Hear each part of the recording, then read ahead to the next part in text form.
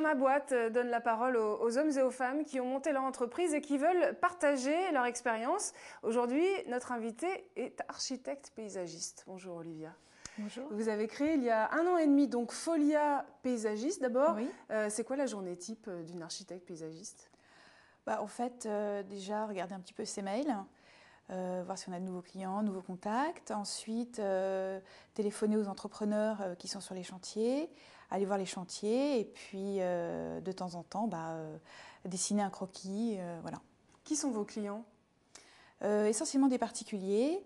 Quelquefois des entreprises privées, mais vraiment, je reste à une échelle assez réduite. D'accord, vous avez fait une spécialisation, racontez-nous. Oui, alors en fait, en sortant de mon école de commerce, j'ai découvert le paysage.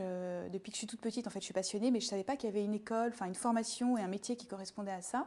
Et du coup, je me suis lancée, je me suis inscrite aux Beaux-Arts en architecture pour apprendre à dessiner et surtout avoir un regard sur les choses et mieux comprendre cet univers pour ensuite présenter le concours de l'école de Versailles de paysage.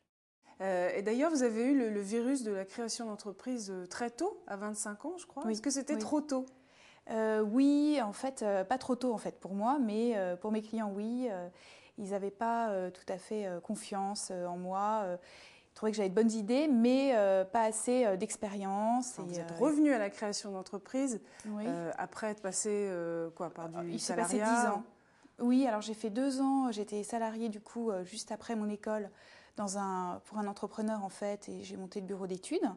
Et puis ensuite, j'ai pris un congé parental pendant 6 ans, le temps de faire quelques enfants.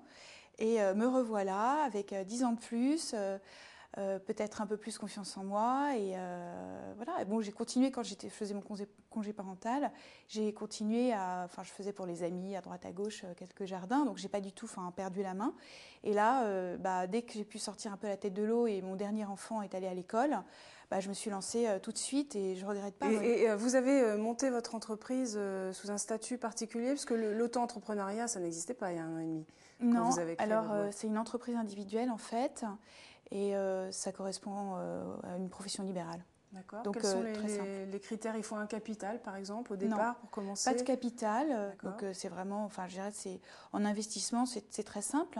Et comme je travaille de chez moi, je n'ai même pas de loyer en fait à payer pour mes bureaux. Et donc, vous avez bénéficié d'aide? Oui, l'ACRE.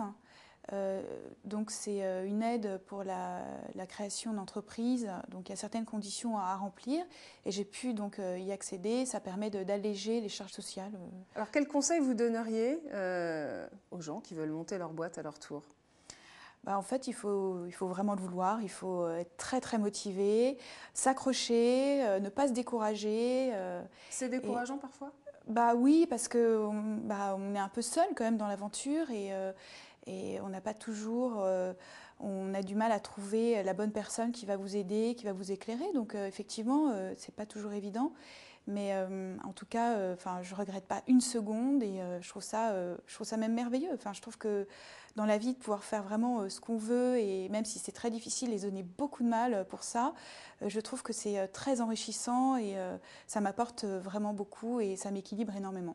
Merci Olivia pour votre témoignage et à très vite pour un autre Dans ma boîte.